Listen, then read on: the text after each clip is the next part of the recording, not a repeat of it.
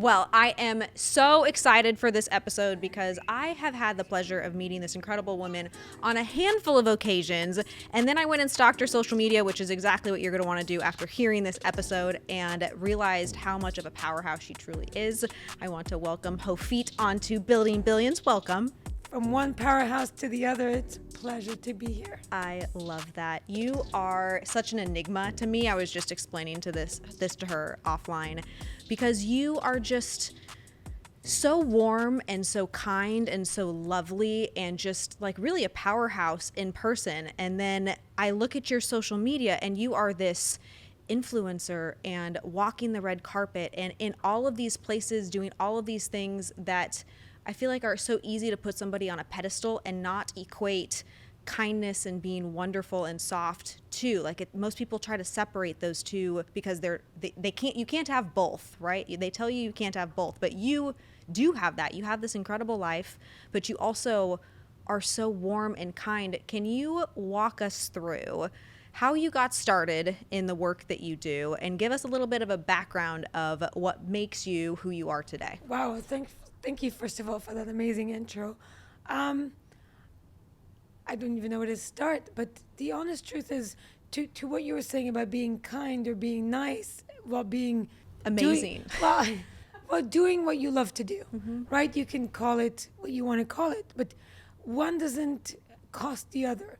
I used to always say when I was doing charity work that you can do good for others and yourself at the same time. So while you're giving to yourself, you can also give to others. And by lifting others, you actually elevate yourself. And so people always think of a compartmentalized approach to themselves or to their business or to their family and love life. They have this separation, like the church and state.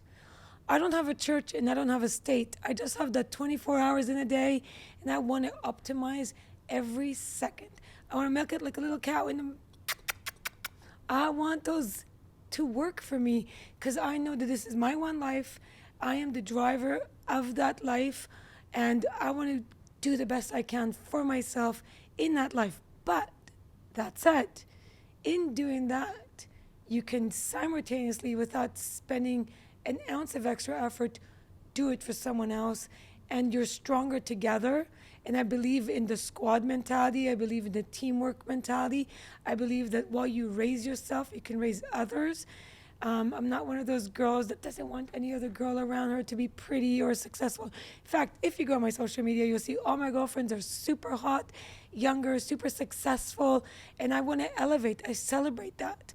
I love to be attracted to people who are successful or doing what they love to do, or at least having the passion and desire to chase what it is that they want to do. Because you could be anywhere in your journey. Success is a concept. And what you really have to realize, that you never reach your goal. If you really want to live a truly successful life, you will reach your goal one time.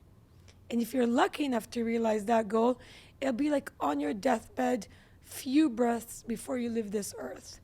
That is when you reach your goal. That is the end of you making plans, having things to look forward to. Then you only looking back, and hopefully you're saying, did it. Suck that cow dry. I'm good to go. Take me. So, but till that moment comes, you're never there. You're never successful because you got to keep yourself challenged. You got to keep yourself interested, motivated. You got to keep yourself hungry to go to any level. Call it the next level, call it another level. But you got to keep yourself driven to get out of bed and go do something exciting with your day. How do you do that? Like, what is the mechanism that you choose to keep that motivation and even look at life like you're just like sucking everything out of it? Well, watching television. I mean, so many people I love are watching just TV. There's nothing wrong with it. But they don't do, like, people who do watch television and like are on social media constantly and really don't have this viewpoint that you're talking about struggle to find motivation because they escape through these different avenues. And so how do you still use those avenues but also create this life that is so spectacular and you have accomplished really, it's like incredible things. Close your eyes for 3 seconds. What do you hear inside your head? That's you talking to you. Is there a voice that's more loud in your head? If there is, change that voice, change the frequency, go to AM to FM, FM to AM, go digital, go download. The voice that you need to hear is in your head. It's you talking to yourself. What do you want to do? What makes you happy? That's it. It begins with the seed of thought. There's the movie Inception really resonated with me. And there's a scene, in the movie where it says the idea, there's nothing more powerful than the idea, because once it catches in the mind, it spreads all through you. Once you get an idea, it's the seed that will become a tree, that will become a forest. But it has to start with that idea. That idea is you talking to yourself, your heart talking to your head talking to your heart, your soul saying, this is what I want, this is what makes me happy. And we are trained in society from childhood to dull that voice down, because you're told as a child, what do you want to be when you grow up? That's a lot of pressure. I don't know what I want to be when I grow up right now. I kind of grew up and I'm still growing up. I don't know. Ask me what I do for a living and I might be like, today it's one thing, tomorrow it's another. One day I'm an influencer, another day I'm a public speaker, and tomorrow I might be a biohacker, and right now I'm a crypto queen because it's hot. But a year ago it was crashing. That came off my profile quick. I'm just saying it's okay not to know all the answers to your life when you're a kid or even when you're an adult, because the beauty is you own your time and you can constantly discover versions of yourself. You can constantly challenge yourself. You are allowed to U-turn. You're allowed to turn left. You're allowed to redefine who you want to be. Because just because some teacher or your family or your neighbors or your friends put an ideology of you that this is who you need to be, and this is your definition of success, if it's not resonating with you, if it's not making you excited to get out of bed, if you wouldn't do it for free, then do something else. And it's okay to turn your back on your past that led you to where you need to be if that means you're turning in a different direction, because there's no mistakes. Falling off the horse is as important as riding it like Seabiscuit, because in the failure comes your opportunity to learn, to educate, to strengthen, and to reevaluate and come back stronger. Nobody rarely wins their first race, right? You gotta train, you gotta get good. Venus Williams didn't go into the first match and win. She came in hot and amazing, but got there, trained from childhood. It wasn't like you were born winning tournaments. So everybody needs to calm down a little bit. Chill. Relax with the self-pressure and relax with the FOMO. And by all means, don't go into my social media and look at my life and think that something is missing from yours. Because everything I have, I gave myself. There's no daddy, there's no husband, there's no provider. I am my provider. And the bank that I rely on is the Bank of Golan. And it's here, between my ears. This is my bank. You got your bank, and you have your bank. You're born with it. So one of the mistakes that women do to women, I think the moms, is that they say to little girls, and maybe it's changing in today's generation, but in my generation growing up, find yourself a rich husband. I am a rich husband to myself. I am my own rich husband. And that gives me the power to own my day, to own my time. What I got, I earned myself. It's not about the stuff, because if somebody gives you a beautiful ring or a beautiful handbag, you're happy for 3 seconds. Then what? Then you're like, resent the person because they didn't give you something the next day. And then you want more things, and then you become transactionary, and then you're treated as a transactionary in return. And women wonder, why is he treating me like that? Why did he trade me in? Well, you set the dialogue by being transactionary.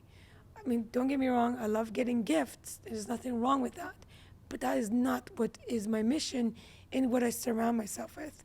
I surround myself with people that give me goosebumps. And they make me think like man, I need to do more. Like, look at my partner, the guy I date. He's a superhuman Superman. And I'm thinking, I haven't done anything in my life. I'm not jumping out of airplanes or running across the world with my feet burning off or flying helicopters.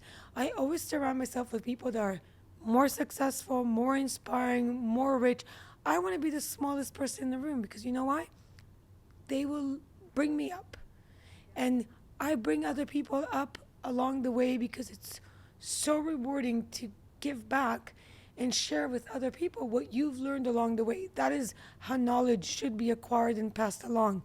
So when you look at it like that, there's no room for the ego and the patting yourself on your back or this, I am this or that, because I am none of it. I'm just me trying to fill my days with joy and excitement and fulfillment, and then keep going and do it again. And then if you define that as something aspirational, go do it. And if you want to learn how, I'm here and I'll share my system with you. But the only voice that you listen to is your own, and that will drive you. If you have other people in your ear, it's time to change them. It's beautiful because most people are listening to other people or watching other people's social media accounts and thinking, I'm not there yet, I don't have that. And then you start putting labels on, oh, she got lucky, she was born into this, she was able to do these things that I wasn't, for insert the blank reason. So when you think about yourself and your journey with comparison to other people in your space, other people who are influencers, other people who donate their time philanthropically, how do you continue to listen to yourself and not even just like subtly kind of have those like little creeping in thoughts I've of had FOMO. Okay. I had that illness. I've had that illness, and that's fine. But I used my FOMO as a driver. I used it as a motivator. I was like, I want that. I'm going and getting it. I didn't complain about it. I just found a roadmap. I'm here and I need to get there. Now you put your own Google Ways in your head and you're like, can I go this way? How do I know that can get me there? You activate your network is your net worth. So you put people around you that are like-minded so that you can kind of grow together and you plug into each other's worlds and you elevate each other. And if the people around you don't, I don't like to say affirm because today affirmation has been used in a completely different woke direction, which I don't affirm. But if people around you are not supporting you and empowering you and giving you constructive feedback, because I don't mean having people around you that are just your yes sir, yes ma'am. No, you don't want that. That's the worst kind of people. But people around you that are not empowering you to really live the life you want to live, change them. There's 8 billion people on the planet. Make new friends. What's the problem? If people around you are not empowering you to move forward, it's time to close that chapter and write a new chapter with people that will do that for you. I figured out this hack where I will follow people or look at other people's lives, and when I do have those feelings of like, man, I'd like to do that, or like that looks cool, and how do I create that in my own life? Instead of being frustrated with myself or down on myself or thinking that I'm lame or, you know, whatever the FOMO is, I just think I want that and I don't have it yet. So if you just don't have it yet, you can still believe in yourself if you really want it. To your point about like listening to your own voice, like if I really want this in this lifetime, I just don't have it yet, but I will get it because it's important to me. And if I go through that whole train of thought and I'm like, well, is this really worth pursuing, as if like it's a goal and it's something that I'm going to go after, or is it not that important and it's just some like silly thing? Maybe I don't really want it and I can be happy that that person has that, but that's not my path, and that's okay that it's not my path. If you don't miss it before you go to bed, you didn't actually want it. It's very easy to be influenced into thinking you want something. It's trending, it's cool, everyone's doing this trend, I need it. I've seen people literally go on vacation because they want to be somewhere because they want that picture that their influencers are doing. if you don't miss it before you go to bed, you don't need it. Listen to your inner voice as your guide. Simultaneously, it's great to be influenced because that's what we're doing. We're showing people cool things to do and cool ways to do it, but always take a step back and go, this, yeah, I like that. That works for me. But no, this one doesn't. Don't be completely gullible simultaneously or so easily influenced. Just because someone you look up to is doing it doesn't mean that you need to do it. And what I've always said to my community, don't get jealous, get inspired. Get inspired, then get motivated. Get motivated, then get into action. Because that's what I did. I identified as a teenager what my life needed to look like. How did you do that? So for me, I want the story. I really want the story. You're so fascinating. I was born in Israel, and then when I was quite young, we moved around a lot because of my parents' jobs. And I moved to Canada. Actually, I moved first to New York, then back to Israel, then to Canada. And we were supposed to only move to Canada for a year. And we ended up never going back to Israel. And it was very difficult for me as a kid because I had my family, my community, my friends. And I was really, really, really lonely and really bullied because I have a funny name and a funny accent. And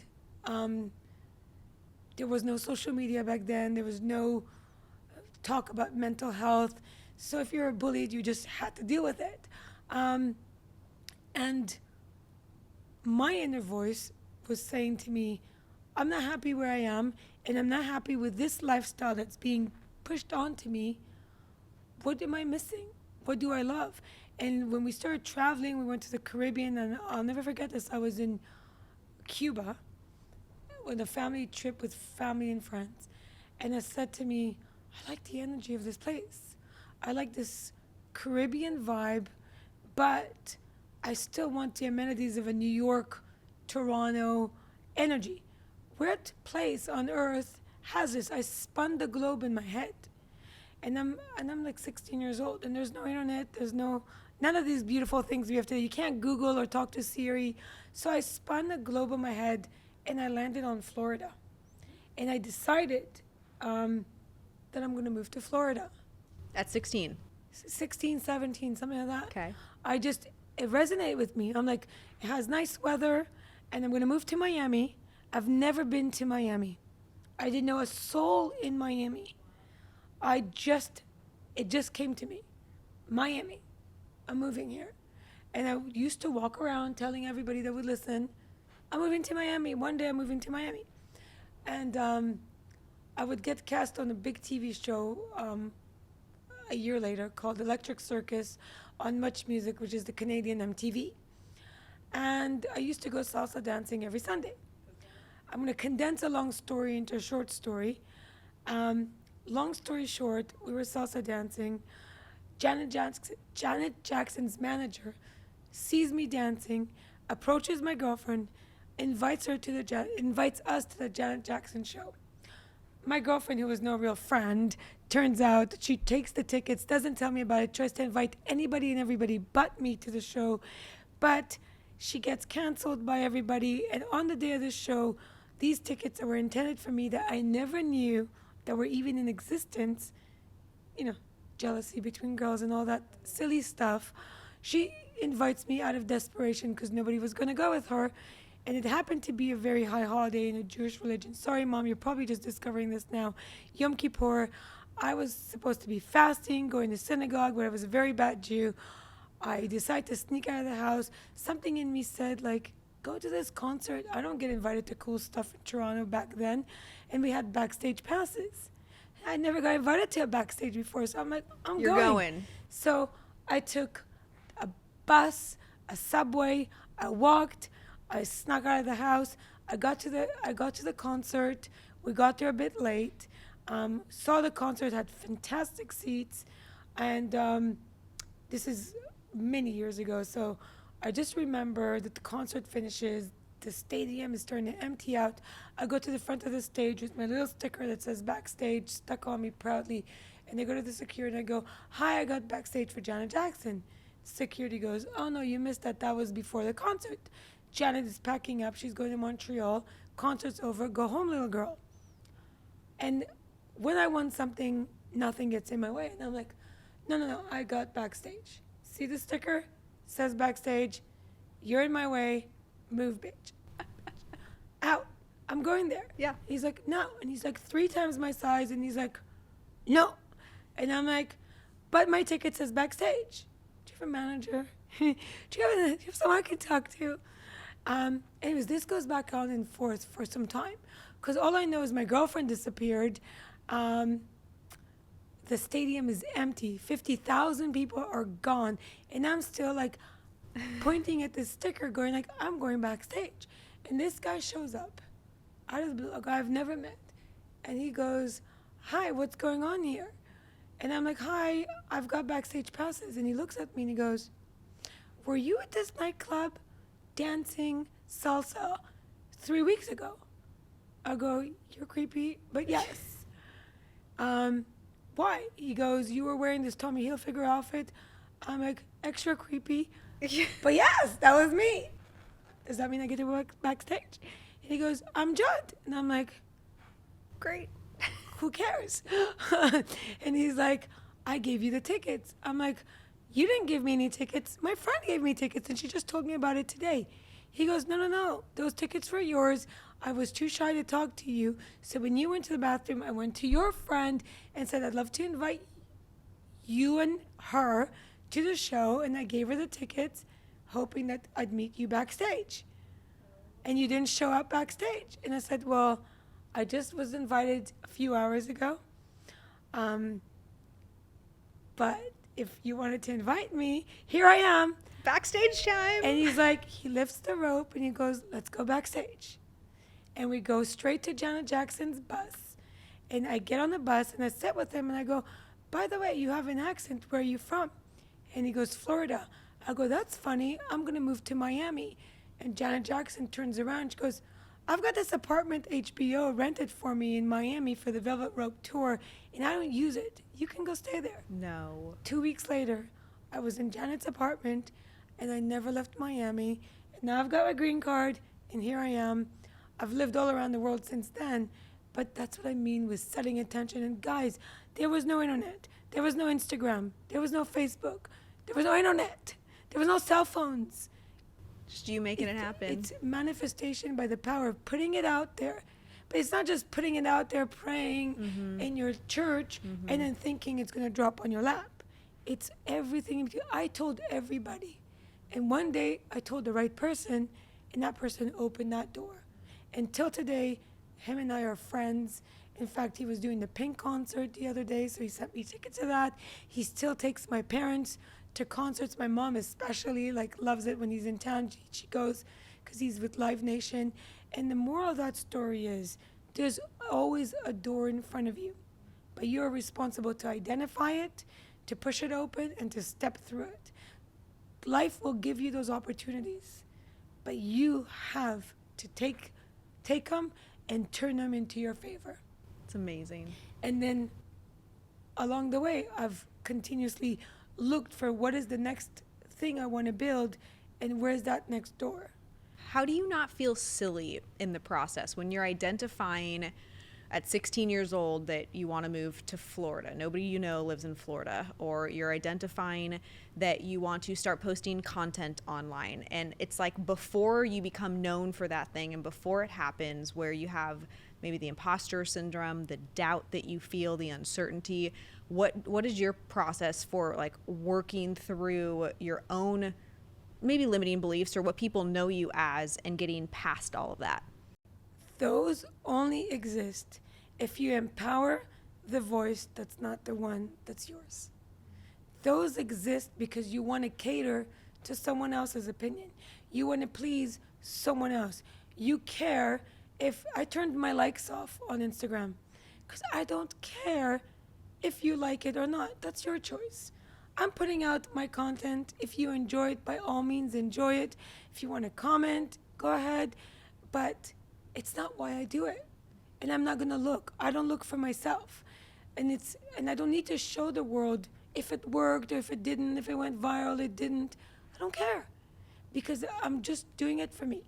I like it. I think the brand I'm working with might like it. Here it is. Once I post it, I'm done with it. And the point is, those feelings only come if you're giving somebody that's not you the power to tell you that you did good or not, that that post is important or not, that what you did is validated or not. If you validate yourself, and I don't mean the cuckoo stuff, okay, if you're barking and you want to validate yourself as an animal, get help. Because that, I'm sorry, I'm not validating that. If you come to me and you want me to call you a pizza, I'm putting hot sauce on you and I'm going to bite you so damn hard, you're going to regret that. So don't come to me for the crazy, because I don't do good with it. I'm not built for that. I'm extremely rational. 1 + 1 is 2, and it always has been, it always will be. And if you want to debate me on that, and you can't prove it with science, I come from scientific background, my dad's a scientist, I'm the wrong audience. So pick your battles, pick your audience, pick your tribe. And the great thing with me is I don't need everyone to agree with me. I don't need everyone to validate me. And I think that we're breeding weakness by telling others that they need to be affirmed. Hello? If you affirm yourself and you're not stabbing someone to death in a back alley, then you're good. As long as you're within morality and rationality and the law, do what you do. And then build the tribe around that supports and elevates and also keeps you in check. You need to be kept in check. You need to be told when you're in the wrong direction, because you're not always going to be right. And that's where your community comes in to say, this is better, this will work better for you, this is a different route than you thought, but actually you'll get to where you need to go faster. And that's why you should always start with your voice, but then build your board members. And your board members are your friends, your family, but even the best companies, right? Like 10X. You have a board, you have a team, you have a network that's keeping the company alive. It's just not one person. That's why when you say unapproachable, you have to be approachable, but it's to the right person. Am I sitting in an Uber and talking with the Uber driver happily? Sometimes yes, sometimes I'm on my phone, right? You gotta pick who you exchange your energy with. You gotta pick whose advice you wanna take. You wanna pick who that person is that you call at 4 o'clock in the morning if you have an emergency. And who's the friend that you call for which picture should be the cover on my post. There's different categories for everyone. And there's a space for all sorts of kind of friends. You don't need one person that wears all the hats. You build your board. And that's how I look at it. Yeah, and they all have different roles, and you put them in different roles, and you get to make those decisions of who gets to stay and who gets fired and who you're bringing on and onboarding. Exactly. 8 billion people in the world. If somebody doesn't serve you, see you later. Change them. Yeah, I'm It's so all with right. you. It's good. So before this show started, we were talking about the billionaire lifestyle, and I would love to have you share. The podcast is called Building Billions. I am a huge proponent of all people stating how much net worth they want, what financial targets drive them, and making these conversations more accessible, because a lot of people aren't talking about that. And so walk me through what you were sharing a little bit earlier about this idea of building your life as a lifestyle that pays for the things that you want and that you believe you should have. I decided that not only do I want to build a billionaire lifestyle with the Bank of Golan, so fueling it for myself and never being with the handouts saying, give me, I want to build, I want to add value, I want to lead with value. When I meet people, I think, how can I add value? Look, we did a project with you guys, with our creators home and with 10X and Gary Brecka and 10X Health. And I'll use this as an example. You guys sponsored a weekend in a 30-day creators home. So when you guys came on, I thought, right, like how do I add more value? So I took that 2-day sponsorship and added 28 more days that I didn't charge for. You win, I win, we win together, we elevate. You grow and I grow, and we lift each other. So first of all, your network as you guys love to say, is your net worth. Surround yourself with people that are living the life you want to live and can open you the doors that take you to the next level.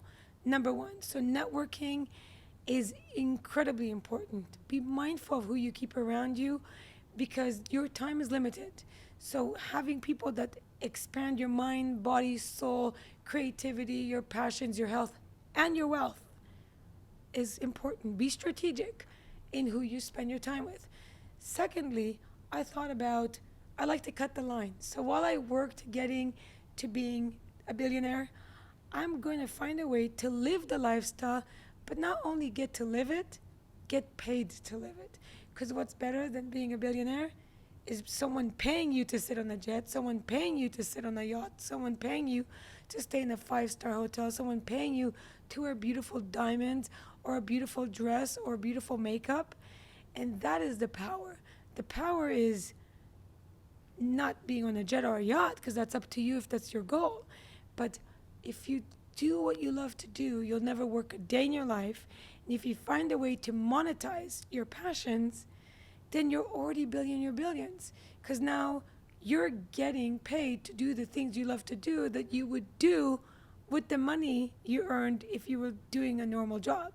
So if I was working a normal job, what would I do with my money? I'd go on vacations, really nice ones. And now I get paid to go on nice trips and share those adventures on my social media. And if I don't get paid to do it, at least I'm not being charged to do it, which allows me to continue just living out my passions. And by sharing it and by storytelling it, I built an audience. And now I'm a media source to the brands that want to reach that audience. And those brands are the goals of the billionaires, because that's where they want to be, that's who they want to work with, that's where they want to vacation, that's how they want to travel, or fill in the blank. And so I designed the lifestyle that I want to live without having the means to live it, but by finding a different currency. And my billions is my digital currency. And we all have that. We all have something to give. You might be really good at styling. I love your style. I might call you for fashion. You're like a real life Barbie to me. You are. So is she. So, She's like, we're Barbie sisters. And so I might call you and be like, you've got such great sense of style. You're so feminine. How can I be a little bit more feminine? I could be like a bully, like a bulldoze, you know? So everyone has something to give. Everyone has something that inspires someone else. Everyone has gone through an up and a down. And in that experience, they learn something. And that knowledge is valuable to someone. Someone's trash is somebody else's gold. So it's not about me and what I've done or what you have done. It's about acknowledging in yourself what it is that people come to you for, and how you could turn that into the business. And what people come to you for, you're good at. If you're good at it, means you kind of like it. And if you like it, you're monetizing it. And now you're getting paid to do what you love to do, that you would anyway do for free. And so your life is becoming the bank. And if it leads you to a millionaire or billionaire, and that's your definition of success, then great. But billions is in abundance, and abundance can be designed and defined in so many ways. You could be living in a humble tiki in Ubud, Bali, waking up to your monkeys and coconut, but you are a billionaire because you own your time, you're at peace, you're surrounded with beautiful nature, you're eating organic, farm to table, nature's food, and you're not poisoning your body, and you are living an amazing quality of life. Do you have billions in your bank? No. But do you need it? No. Also remember, don't desire what you actually don't need. How many people do I know that have multiple homes? They haven't been to the second, third, fourth, fifth home in forever. I had a friend in I'll tell the story, I won't say the name. I had a billionaire friend in Mumbai, India. And I went to his house, and he told me, do you like my pool? I just moved it. we're in his mansion. I go, what do you mean you moved your pool? I go, every 2 years I move the pool to a different part of the house. Sometimes I put it on the roof, sometimes in the backyard, sometimes we build a new floor for it, sometimes in the front. I go, why do you do that? He goes, it's fun. I mean, I'm bored. And then he took me to a room that had Monets and Picassos and all this art. And he had to go look under his multi-million-dollar art to like, this one is, they tell me, Picasso. No. And I'm like, and he's like, I've been in this room 2 times. I'm like, well, why'd you buy all this art? It's valuable. It's, you know, it shows that I can. And I'm like, why would you spend this time and effort acquiring something to stick it in a room that you never go to? At least put it in the toilet so when you have a poop, you can look at it. And appreciate it. Appreciate it. You know, make the time go by. I'm just like, I would put it in my toilet. At least I look at it. You know, I mean, I hang up art in the toilet. I think it's a great place. You spend time in there. It's important. People undermine that real estate. It's true. It's a good tip. I'm just saying. That's a good tip. I was actually just using the Back and restroom in our front. office. There's nothing in it. I'm like, They it's used such to a give boring you magazines, space. but nobody reads magazines. They're all on their phone getting like, you know, like what would be a neck version of a humpback? I don't know. Humpback of Notre Dame. And Yeah, it's like all of the- us the gonna hump have neck. like neck issues, sure. double chins. Great. And so, yeah, well, reality, the Instagram versus reality side, right? The Totally. chin is all day long and just try to type like this. But the point I'm saying is, these people have all the wealth they can have. I have a friend that's made $700 million since Sunday till today Oh, wow. in the crypto run. He's not going to live long enough to spend that. Mm-hmm. That's in a few days. Yeah. Wow. You know, what's he going to do with that? Buy another yacht? He's got 7. Buy another jet? He's got 2. Buy another home? He's got 1 butt only. He can only be in 1 home. Yep. So all I'm saying is desire what will actually fulfill you, and know where the tipping point is, where your desires become your enemy, where they start to torture you, where that self-doubt comes, where that, oh my God, I don't have this, that means I'm a failure. I can't show it off to my friends, my Birkin or my watch or my who cares what. So that you have to find that balance, because billions is your ability to wake up in the morning, be at peace with yourself, own your day, and go to bed going like, I am grateful for X, Y, Z, because today I did things that I feel grateful for. And if that's getting you to bed at peace, you're a billionaire. Yep. You're doing it right. You know, I think of those people who are making that amount of money.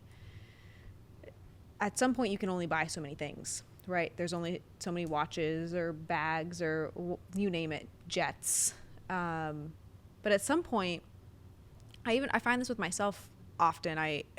Do I really need this? I think everybody at whatever threshold that they're at can really ask an honest question, like, do I really need this thing? And does it bring me joy, or does it add to my life in some way? Or is the motive behind this to impress somebody, to have some status symbol, to fill some void, to just have another thing like a dopamine hit? But then once you reach that point when you recognize that you're making spending decisions based off of things that aren't important to you, and you kind of get slapped in the face with causes and people who need you, all of a sudden the motivation can very easily turn to, well, I want to make more money, not just to spend on whatever I want, but to be able to make an impact. And I know that you have done a significant amount of philanthropic work. And so how do those things tie together in the world that you live in, where there is so much lavish luxury stuff, while also being able to kind of shield that or redirect that conversation to giving back, making a difference, creating an impact, and not using wealth just for the finer things in life, but also to really change people's lives? So it takes the same energy to give to others as it does to yourself simultaneously. I'll give you an example. When I was launching my fashion line, I had in London, we were launching a fashion line. It was me and my designer, incredibly talented designer, but we didn't have I was like 22. I was 25. And I didn't have investors. I didn't have a lot of money. I moved to the US with $200 in my pocket. Wow. I had, this is a side story, a funny story. I had a bank account that I earned from like working side hustles as a teenager. And then when I moved to the US, because remember, there's no digital world back then, I had like $200 to my name. And then I built everything. And I forgot that I had at $15,000 in a bank, which, is not life changing. But back then, we're talking about like in the late 90s, was a decent amount of money. Yeah. For a 20-something-year-old, I had like $20,000 in a bank from like side hustles, like selling pizzas on the weekend, working at the shoe store, being a go-go dancer at bar mitzvahs, like whatever this, did it. And I forgot because my parents, being good Jewish parents, like save your money. So I saved it so much, I forgot it was there. I moved to US, $200. I only acknowledged what was in front of me, and I acted like as if I was poor. And that mentality, though, that that fear of like, oh my God, that trained me for everything. Because even though my parents have a beautiful 7,000 square foot house in Toronto, we live in a very affluent neighborhood, we never had to struggle a day. I literally moved to Miami. I don't know what happened. I forgot.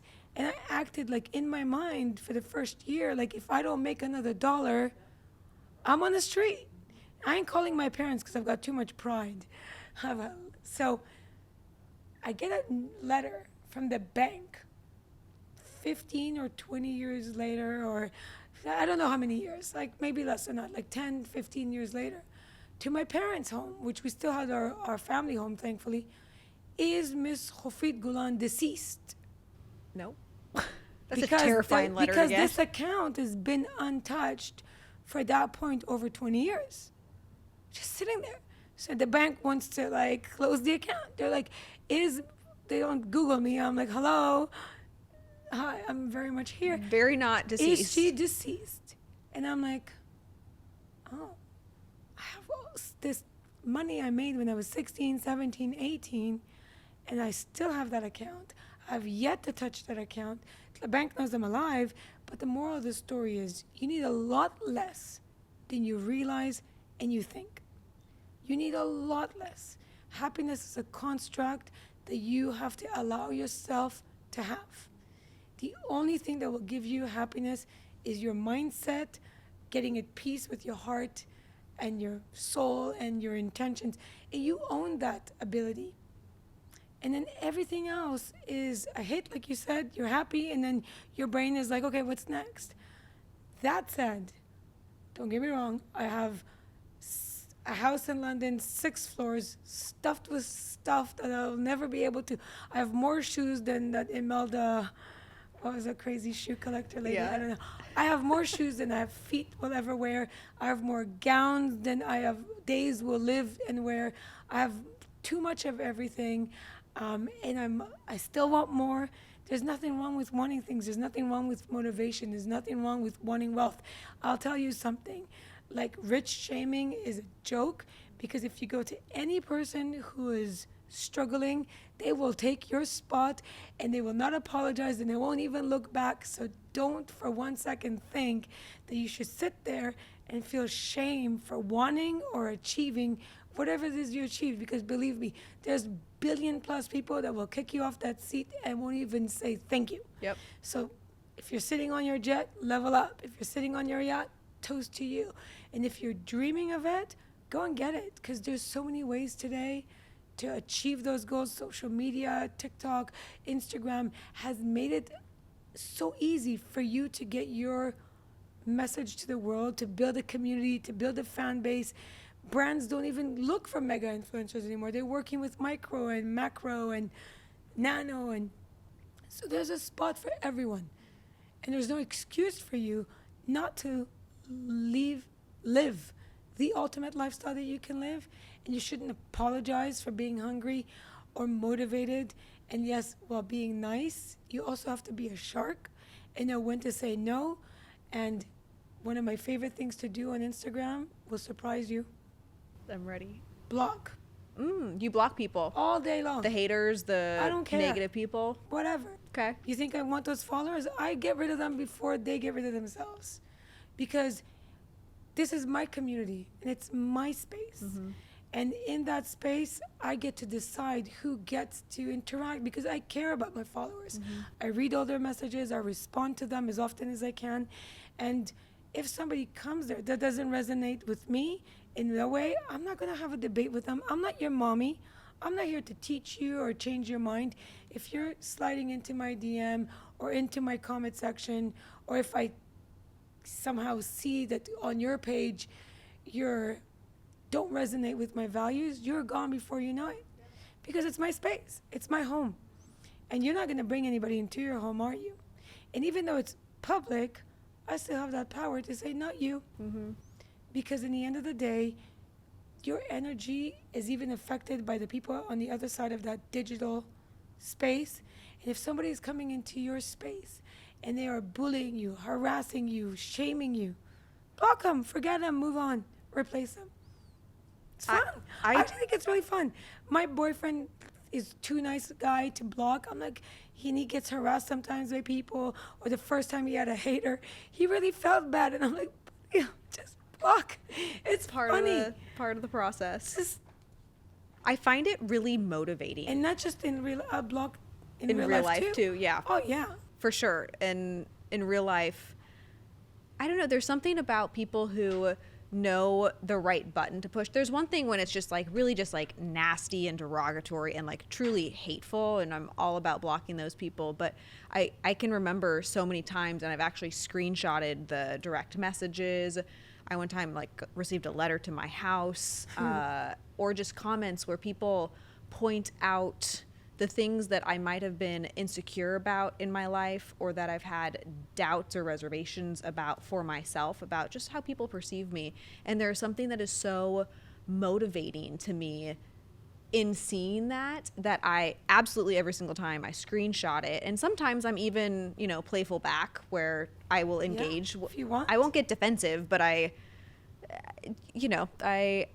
find it helpful and therapeutic for me to be able to have my little quippy response back. Oh yeah, no, yeah. Sometimes I get into it too. Usually I get into it on other posts that pop up on my feed, issues that I care about that are really not part of what I'm sharing, and then I get into it there. It's funny, I got in trouble a few times, but I don't care, I'll own it. Because I'm not just gonna agree with everything I see. But what I say to what you said before, and I'll say that to anyone that has some kind of a voice or is getting some kind of feedback. If you're getting feedback that's negative, look at yourself as a power station and look at that feedback as energy. And you are milling the energy and you're converting it into power. You have the ability to take all the hate that the world can throw at you and turn it into your superpower, turn it into what fuels your batteries, and you could laugh at all those that want to bring you down as you go up. You can wave at them as you go up, because they are victims of their hate. They are disabled by that hate. They are paralyzed. They're sitting in their grandma's basement in the dark, thinking and putting their energy into you while you don't even know they exist. And while you might have acknowledged that comment for a millisecond and engage it for another millisecond, you move on with your incredible life and they stay in their misery. So always be the person that takes the shit that the world wants to throw at you and turn that into gold. Amazing. I love it. Well, you are spectacular. Thank you for being on this show. Please check her social media out. She is fantastic. And where can people find you online? What is like the platform of choice for you? Instagram. Hofit Golan official. Okay. And if they decide to comment something nasty, she's just going to block you. If I actually read the comments. I don't read all the comments all the time. But look, in the end of the day, I'm not saying that you have to agree with me. I'm not looking. But if you come in there, like I'll give you an example. As we're wrapping up, anti-Semitism has been on an insane rise. You can go and have your opinions, whatever.